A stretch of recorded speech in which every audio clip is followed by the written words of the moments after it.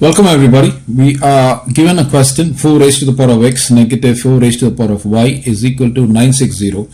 We expected to find the value of x and y. Now clearly from observing the given equation we can state outrightly that x is greater than y. And because of the fact that x is greater than y, I'm going to assume x to be equal to some y positive k. K is some constant.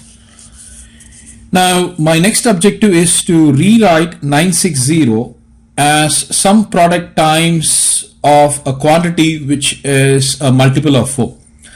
Now clearly I know that 960 is nothing but 64 times 15, and 64 is nothing but 4 multiplied with 16, and 4 times 16, this can be rewritten as 4 raised to the power of 3 times 15. So in other words, I want to have a presence of 4 as some product times some number that would account to the quantity 960, and I have achieved that. So I can now rewrite 960 as 4 raised to the power of 3 multiplied with 15. On the left hand side, as I mentioned to you, I'm going to replace x by y positive k followed by negative times 4 raised to the power of y.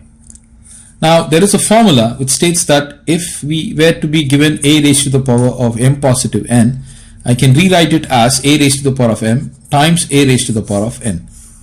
So by this formula, this is rewritten as 4 raised to the power of y times 4 raised to the power of k followed by negative 4 raised to the power of y is equal to 4 raised to the power of 3 times 15.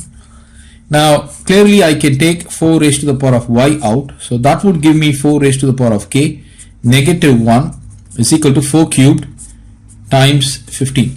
Now clearly the system can be equated. So from here this would mean 4 raised to the power of y is equal to 4 cubed, or 4 raised to the power of k negative 1 is equal to 15.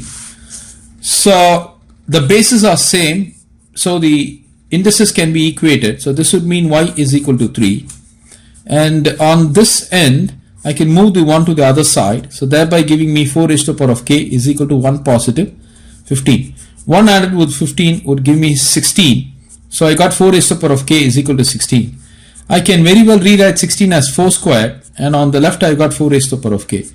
As I mentioned to you, the bases are same, so this would mean the indices can be equated. So that would give me k is equal to 2.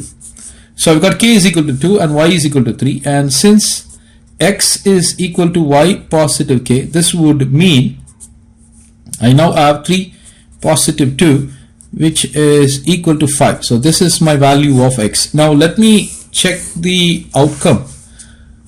See, this is what is given, 4 raised to the power of x negative 4 raised to the power of y should give me 960. Now I have found out x to be as 5 and y to be as 3.